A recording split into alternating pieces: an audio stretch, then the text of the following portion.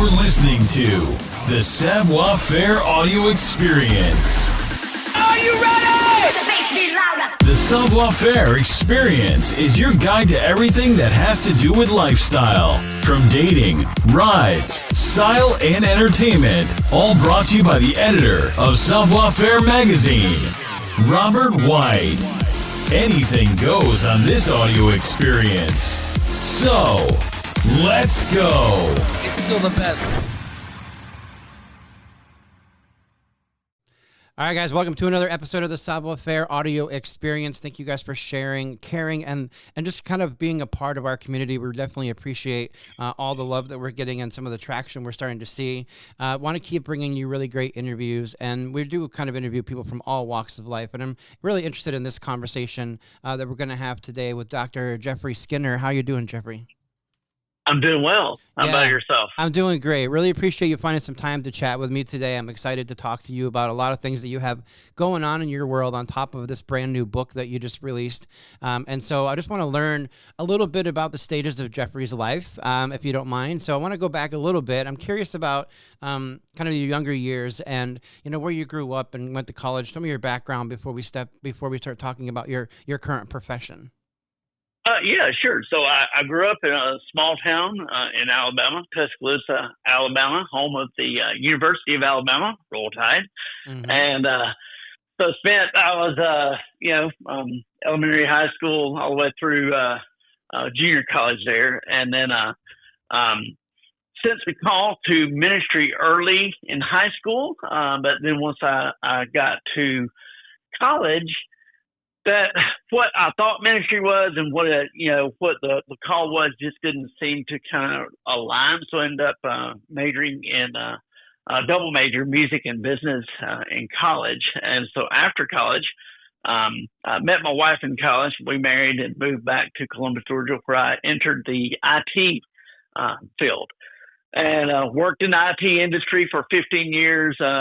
Part of the time I was working for somebody else, and for about 12 years I ran my own IT company as well. And it was shortly after 9/11, I guess it was,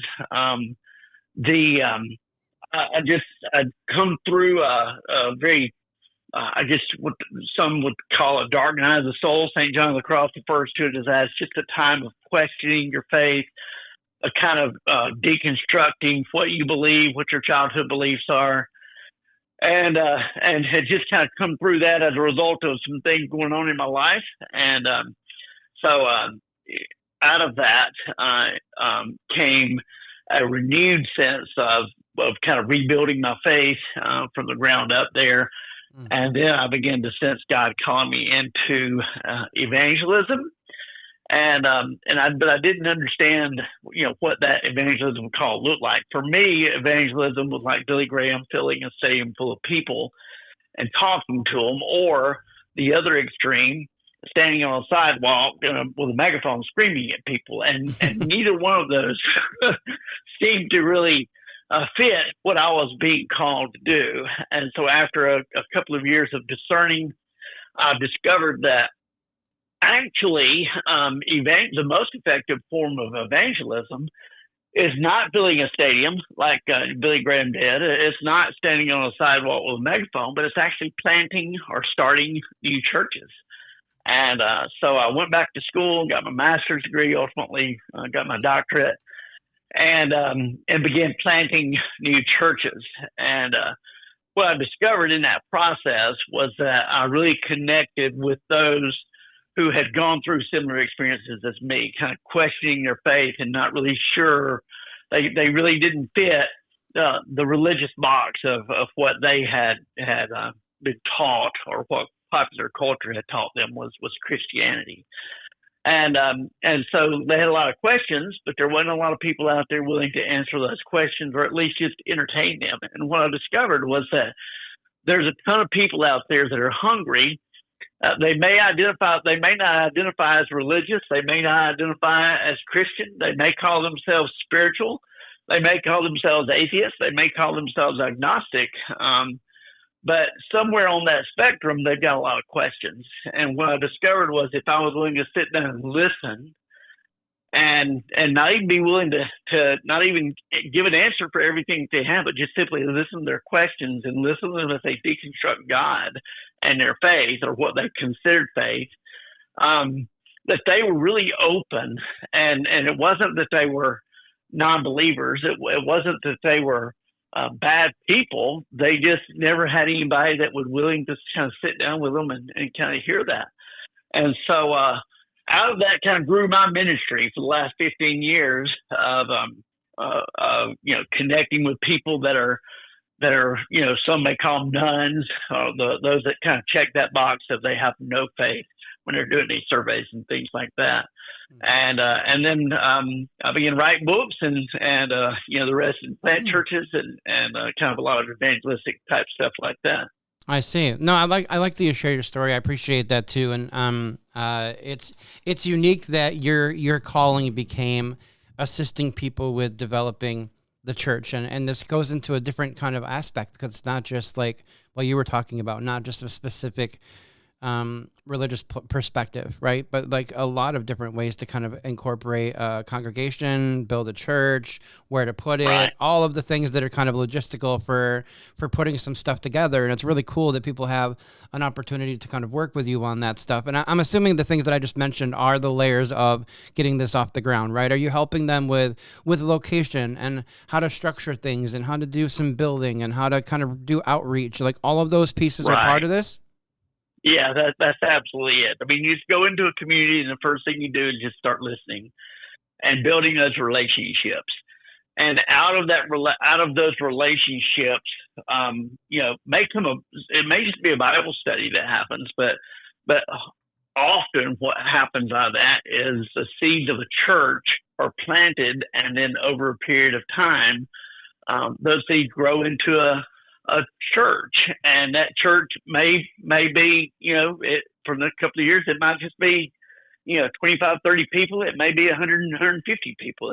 We don't put a size on number on the church, so to speak. It's just people that kind of have in common a specific way of thinking of God, whether it be a denomination or non-denomination, we have in common the Bible, right? Yeah. And from there, they begin to gather together, and then oftentimes what forms is a structure of an entire church. But the building is kind of the last thing that comes. So you may meet in an elementary school, you might meet in a storefront, it might meet in someone's home. When we were planting our first church, for a short period of time, we met in a daycare. And we'd go in on Sunday morning, and the waft of daycare smells would hit us. And so for a long time, we called ourselves the Church of the Poopy Diaper, But we said, God accepts our mess. It doesn't matter where we are in life. He accepts us as we are. He just loves us too much to leave us there. And, it's just the same way as babies. We don't let them just continue to do the things that babies do, but they grow up and mature, and that's the same thing it is with our faith. It's, God accepts us as we are, but as we mature and as we grow, we learn to do different things and behave different ways. Yeah, absolutely. Well, I want to highlight some of the things that you've done and learn more about the things that you are a part of.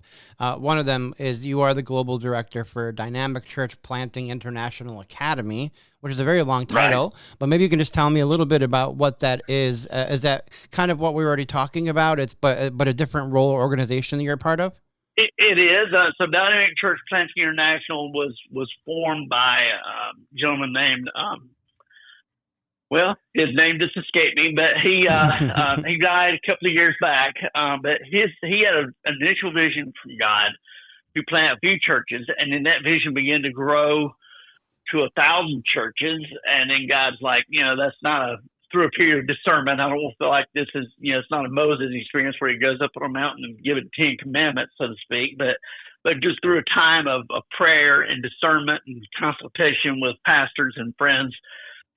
That vision became to plant or facilitate the planting of 10 million churches over a 50-year period. And so he did that through developing 9 tracks of church planting curriculum, so to speak. And they don't tell you specifically, this is what you've got to do to plant a church. They give you a broad framework of landmines to avoid developing your systems that we were talking about, the structures of a church, your worship system, your discipleship system, your assimilation system, your outreach system, your pastoral care system, all those different systems that really aren't necessarily exclusive to a church. They're just part of any normal organization. They just may look a little bit different within a church context there. So those 9, the Church Planting Essentials is one of the tracks that just talks about landmines that you want to avoid in planting a church, and principles like God is the boss of church planting. The pastor is not the boss. There's no board, just the boss. God is the boss of this stuff. And, every church planter needs a mentor, someone that's been there, done that, and someone where you want to kind of follow and be and follow their behavior and be like them.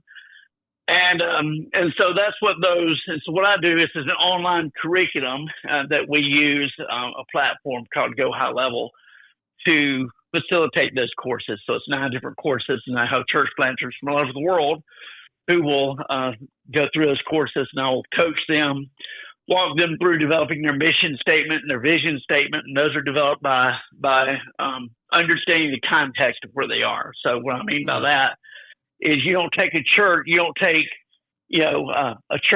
look at it on the West Coast and say Los Angeles, California, and take those same principles and ideas to rural Alabama and try to plant a church. They're not going to fit. The people have different interests, have different needs. And so part of that is just learning what that community is like and getting to know them.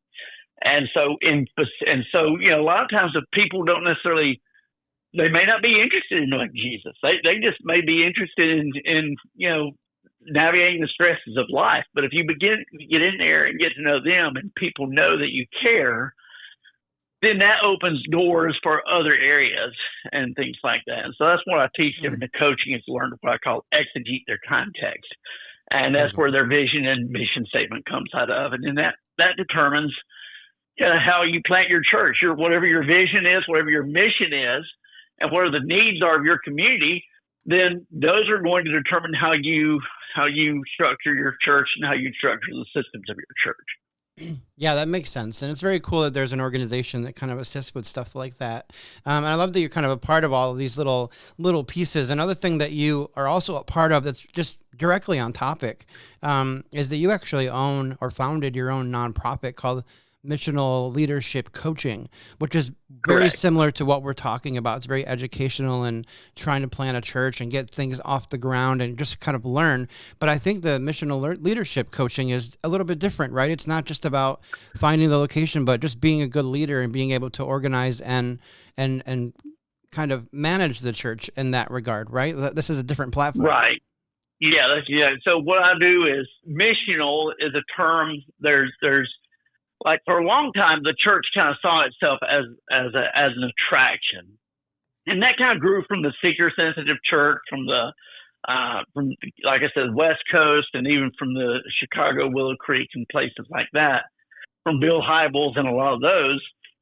Nothing wrong with those; they were perfect for the time. It kind of grew out of that whole Jesus movement of the '70s and things like that. Mm-hmm. But culture changes over time. And so during that time, churches were all about how great music and great speaking and preaching and great programs. And so those were fine at the time. But as I said, as culture changes, needs change within the culture and perceived needs change. And so we began to talk about, rather than a church being a destination, the church needs to go.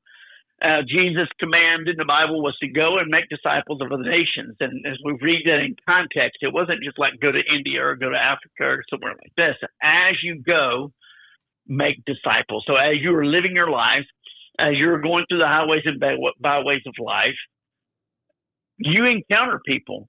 And as you encounter people, you have these micro conversations, and those plant the seeds for discipleship. And so missional leadership coaching is about teaching your church with a mentality of going out and not necessarily of trying to gather everybody in one place. nothing wrong with gathering for the teaching and the making of disciples, but we don't want to be Six Flags over Jesus. We don't want to be, we're never going to do, we're not going to have enough resources as a church to ever out Disney. They're always going to have more money, more technology, and more glitz and glamour than the church could ever have. And so if we try to entertain people into becoming disciples of Jesus, it can feel like we're using people in a way. And especially this younger generation is very savvy. They have been marketed to their entire lives, and they can spot a fake a mile away. Yeah. They can spot a fake 100 miles away.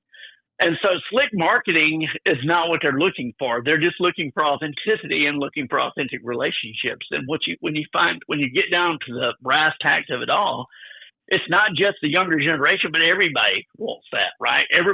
Nobody wants to be you, so wants to be seen as a number. And so missional leadership coaching is about teaching the church and teaching leaders simply to be mission-minded. Look at the church not as a destination, but looking at it as the world or even your community as a mission field. Not to convert them necessarily to following or believing in exactly the way you do. Everybody's faith is going to be different in a certain way. You may have core beliefs, the Apostles' Creed, Jesus was the Son of God. And Jesus died on the cross for our sins. He's coming back again. All those things, descended into hell and, died for our sins, all those things. But how that's lived out may look a little bit differently there. And so when we see missional leadership coaching about teaching people to see that as a mission field as opposed to the church as a mission organization as opposed to a destination. Does that make sense to you? Yes, it does. Yep, very much so. Yeah, that makes a lot of sense. I mean, I grew up in a Baptist church when I was a kid.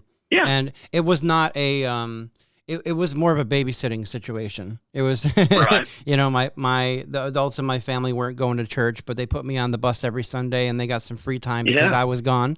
Right. So it was one of those things. I went to, camps and stuff when I was a kid and did some mission work and things when I was a kid. So, I mean, that was kind of part of my upbringing, but it was a draw. I think there's a religious draw perspective, obviously, to go and kind of be filled up by the Spirit and be part of all that stuff. But it's also a big draw to kind of just be there for the fellowship and to meet people, be around other people. You build friendships and you build community, and you just have all these people that are kind of close to you, and they learn a little bit more about your life as your stories kind of start coming through and all of that stuff. So it makes sense that that you guys would look at it from a marketing perspective, I guess, in the idea that church shouldn't be this destination like Disneyland. It needs to be more of a place where people are emotionally filled up. And the idea of you expanding, obviously you're in this industry or in this field of helping people plant churches in different locations. I think that's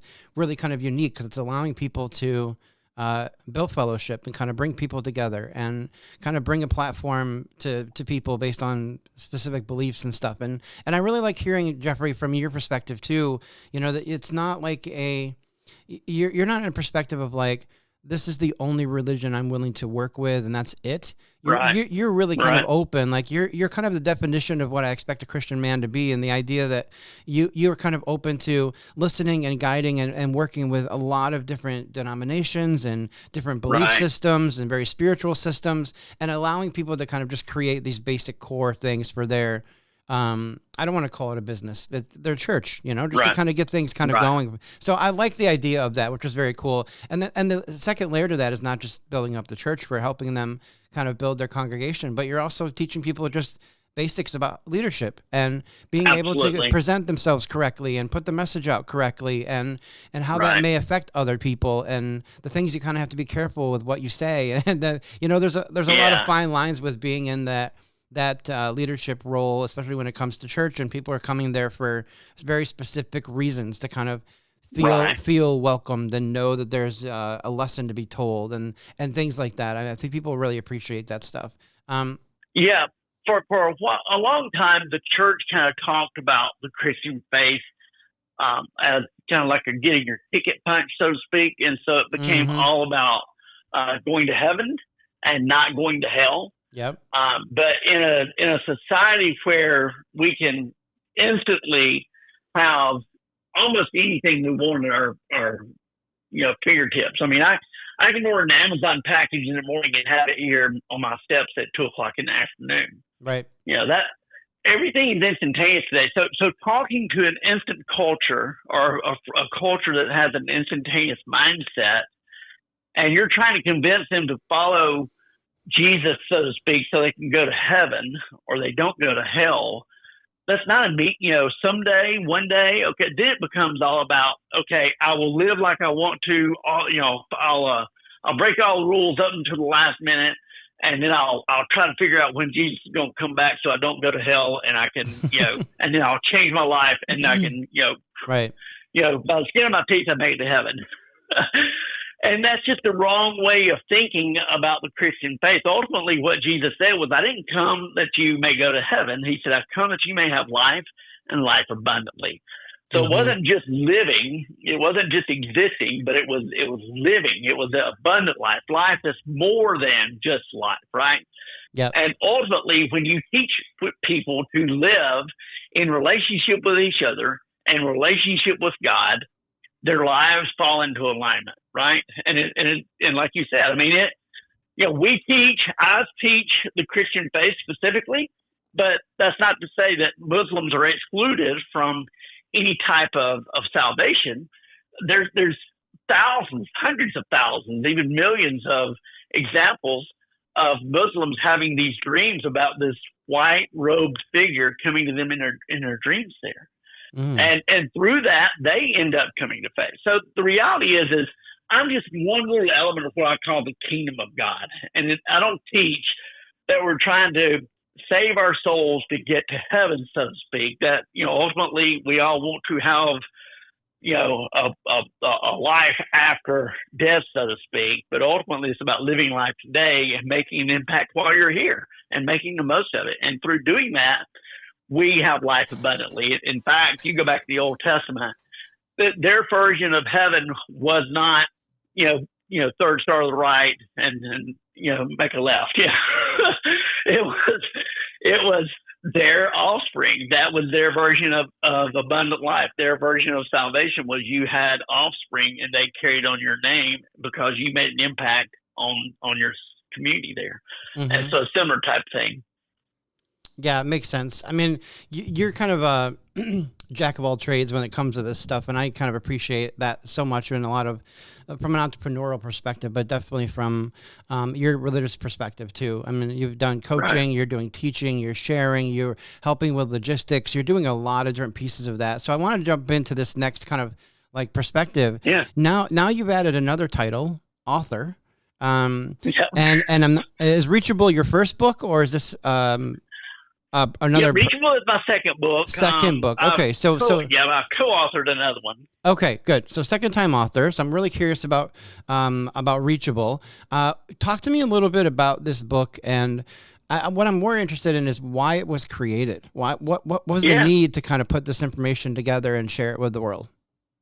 Yeah. So what I discovered, I mentioned, touched on it earlier, that as I began to plant my churches and talk with people and get to know communities, that there were a lot of people that had a lot of questions. Well, this Generation Z, and to a certain extent even millennials, they began to deconstruct faith. And deconstruction is just a theological term that just means to disassemble, to kind of disassociate, begin to question, all those things. And maybe an old term would have been finding myself. I don't know if you're old enough to remember that I remember that, or not, but people would talk about, the father left home, he's going to find himself. Well, what do you mean find yourself? Look in the mirror, there you are. So, it's the same thing with Reachable. I discovered was this is specifically Gen Z and millennial generations. And I was doing my doctoral research on this same topic. So that's kind of where the book was born out of, but was more less academic and more practical. It was that there was the church specifically was standing around and fretting and wringing their hands. And when I say the church, I mean big C. I mean, like, the church universal, that people that are the Christian community in general was talking about they're losing that next generation. I can remember 20 years ago when I entered ministry, my denomination put out this video of young people that were, ages 8 to 18. And they were like, hey, in 10 years, I'm going to be 18. In 10 years, I'm going to be 25. In 10 years, I'm going to be 28. And finally, about the middle of it, it says, you're losing us. You're losing us. And just this warning to the church, you're losing us. And then somebody wrote a book about 15 years after that. And the title of that book was You Lost Us. The church heard the warnings of the tsunami coming, but they ignored them. And so here we have with Gen Z a generation who is open absolutely to religion, Christian faith specifically, but they don't know a lot. They want to know as I talked about earlier, that authentic faith. They don't want a marketing plan. They don't want someone, trying to get another hole in their belt, so to speak, or notch in their belt where they, saved another soul. They want someone that they can build a relationship with, have honest conversations with, and kind of live that out. And so what I discovered was a lot of people out there that were marking those boxes as nuns or atheists or agnostic or, non-believers. They just did that. That was their way of saying, leave me alone. Stop marketing me. Stop trying to see me as a project. Stop trying to change me. Get to know me. And so that's where Reachable was born out of it. It says, stop, with the pessimism out there. Stop with the hand wringing. There's a lot of hope in this next generation out there. We just have to be present. We have to, we as a society, we have kind of created little silos. And so we have a Christian silo, we have a Muslim silo. Even within the Christian faith, we have, the non-denominational silo, the denominational silo, and the liberal silo, and the progressive silo, and the conservative silo, and the fundamentalist silo, and none of them talk to each other. And then we just sit there and scream at each other and point fingers at each other and talk badly about each other. And in the meantime, this next generation is just standing there confused. They're lonely. They're hurting. They're anxious. And the church was built. It was formed specifically for that. And we're talking to people about politics and religious boxes and all these things. And this book was born out of a heart for those people to say, look, these are reachable. And the key, there's 7 keys, but it begins with a relationship. And it begins not with a target on their back, not with the intent to try to convert them with your way of believing, but simply listening to them. But you can't listen to them if you're not present. If you're sitting there and judging someone because they've got blue hair or purple hair or 15 piercings or body tattoos or whatever it is that they've got, if we're sitting there casting aspersions at them and talking about them and judging them from a distance, we'll never get to know who they are. And everybody has a story. And what I encourage in this book is simply to stop all the hand wringing and just go out there, as Jesus said, as you live your life, and just listen to people, make disciples. That's where it begins. Yeah. And so and that's where that book was born out of, is just talking about how we don't have to be attractional. We don't have to, be a neo-monastic community or, where it's this extreme of like the monks going out in the desert and things like that. We just have to be present in the coffee shops, be present at the ball games, in their lives. And as you get to know them, you're going to find out that they are hungry for mentors. They are hungry for love because they're so lonely and they're so isolated. My generation, Gen X, has not done a good job of passing on anything, much less faith, but even basic life skills. How to screw a screwdriver, how to screw a screw in with a screwdriver, how to drill a hole. Little things like that. These kids don't know basic skills like that.